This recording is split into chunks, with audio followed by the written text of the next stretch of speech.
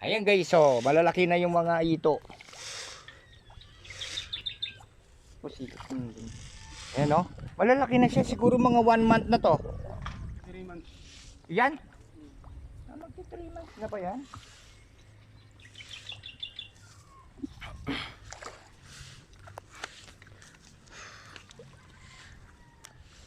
Ito naman guys yung ano, yung palay na binubod nga.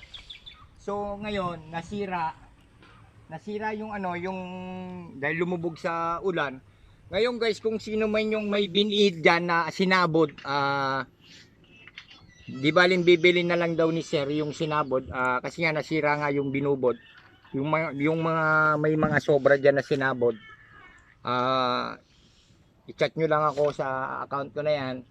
Bibili na lang yata ni sir kasi nga daw nasira yung yung ano nila, yung sinalbag.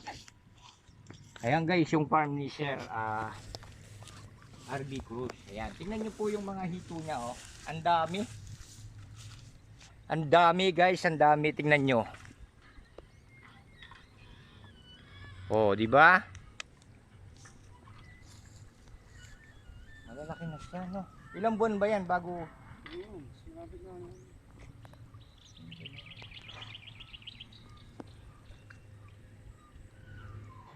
Ayos, ano.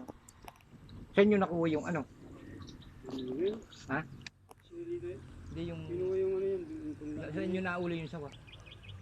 Yung sa mga palalam yun. Saan? Yan, dyan sa ibabaw. Kumakain ng hito.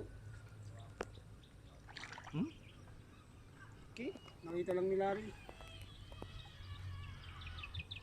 Nakakuha pala sila ng ano dito guys, sawa. Kaya kinakain daw yung ito. Ewan ko saan nila pinakawalan.